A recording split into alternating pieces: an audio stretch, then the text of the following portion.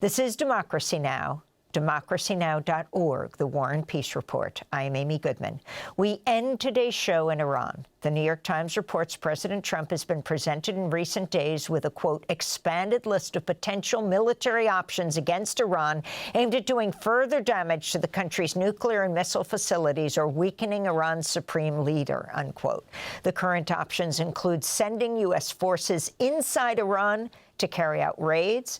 Defense Secretary Pete Hegseth spoke during Trump's cabinet meeting Thursday.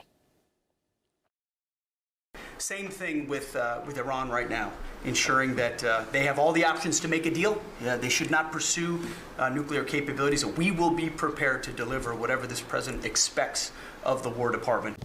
Meanwhile, inside Iran, Reuters reports security forces have rounded up thousands of people in an attempt to prevent renewed anti-government protests. According to the U.S.-based human rights activist news agency, over 6,000 protesters were killed since December, but some believe that to be a vast undercount. For more, we're joined by Sepideh Farsi, Iranian filmmaker and activist, the director of the documentary Put Your Soul on Your Hand and Walk. Sepideh Farsi was born and raised in Iran. She was jailed for almost a year as a teenager in Iran for helping a political dissident in her high school. Since 2009, she can't go back to Iran due to her films and her political statements. Sepideh, explain what's happening there in Iran right now. You're deeply critical of the Iranian government, but also critical of the U.S. threats to strike Iran. Yes. Hi, Amy. Thanks for talking about Iran. I was just listening to the statement you broadcasted. I am amazed that they talk about everything except the Iranian people who are losing their lives.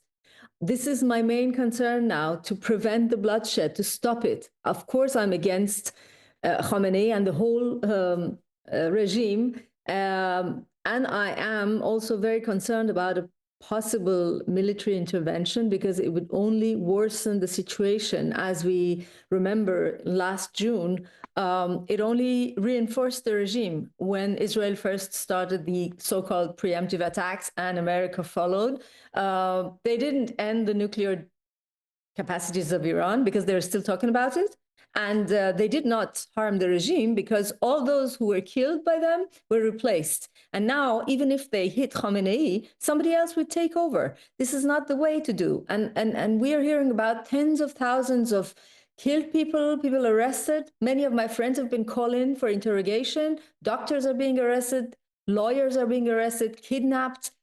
And there are death sentences pronounced against people, activists, which will go if this attack would happen. This is really my concern, that what would go on in Iran if they do this? They would destroy part of the country, perhaps part of the regime's capacity, but the regime will not fall. We've already seen this. How many people do you think have been killed? How many people have been arrested? What do you base your information on? It's very hard to evaluate that, and even one life is too much gone, you know. I mean, but I've seen, and I see every day, every time I go on social media, I see new names coming up. Right now, the latest, quite believable, I would say, but I'm not, you know, a human rights, NGO, and all the figures are quite kind of under. But we are. I saw a count which was city by city, and that was a bit more than 30,000, 30,274 to be precise. And we're talking about 100,000 people injured in the eye who lost one or two eyes. We're talking about tens of thousands of arrestees, more people who are being called in, all those who might in one way or another help wounded people or defend prisoners are now being called in to be jailed or to be interrogated. It's a total disaster, total disaster.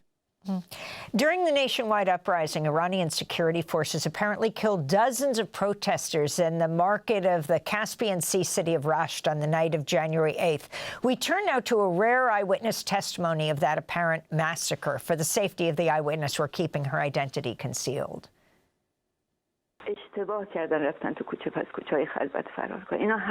You know what happened? She told me that they made a mistake by running away through the alleys. She said they should have stayed with the main group, the mass of the people, but instead they ran into the alleys. But whoever went into the alleys and the side streets was shot by the forces and killed. They tracked them down there and cornered them and shot them. She said, I was running away and they shot me once, and when I continued running, one of them followed and hit me with a baton. But because I continued to run, they shot me a second time, and when I fell down to the ground, they thought I was dead and they left me. After they left, I crawled to a fruit shop, and the shopkeeper is the one who took me to the hospital. As if we are not human beings. It's as if we are all running away from a mass murder. What happened to her could have happened to any of us there earlier that night. At the beginning of the evening, you didn't see any special forces there around the town hall, where the rally and the gathering had started and was taking place. And there were so many people at the rally. The gathering was so crowded, so big. But not one of the protesters attacked any of the administrative buildings. No one attacked the town hall. No damage was done by the protesters to the administrative buildings, nor to the banks. You can't imagine the size of the rally. How many people were there? And then the military forces, came back by the evening. Why did they come and start rounding up all the young people and burning buildings? A number of people had taken shelter in the bazaar, and that's where they opened machine guns on them, and they killed them all. It was a rain of bullets. I was farther away, and I was hearing the bullets, the gunshots, and I thought, well, there are so many people. The military forces cannot do anything. So they're just shooting in the air to scare people, but it turns out that they were actually shooting on the people and killing them.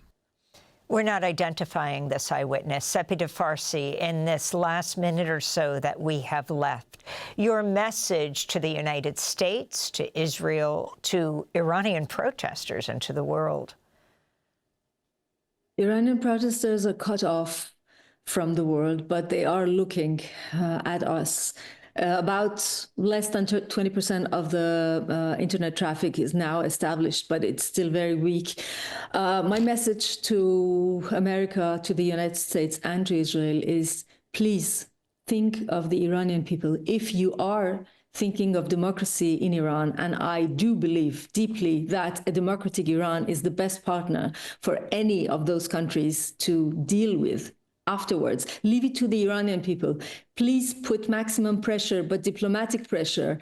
IRGC has been listed by Europe, the European Council, yesterday, finally, as a terrorist organization. They can freeze their assets. Please stop dealing with this regime and do not do a military attack. I don't believe that. That is not for the interests of the people. That is, again, to strike a deal, as Trump wants to. This is not for Iranian people. This is just for business. I want to thank you so much, Sepideh Farsi, for being with us from Paris, France. Iranian filmmaker and activist once jailed in Iran.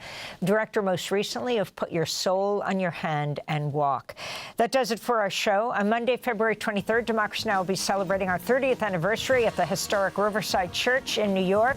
Our guests will include Angela Davis, Naomi Klein, Michael Stipe, Wynton Marsalis, the jazz legend, Masab Abu Toha, V, Hooray for the Riff Raff. I'm Amy Goodman. Thanks for joining us. Thanks for watching Democracy Now! On YouTube. Subscribe to the channel and turn on notifications to make sure you never miss a video.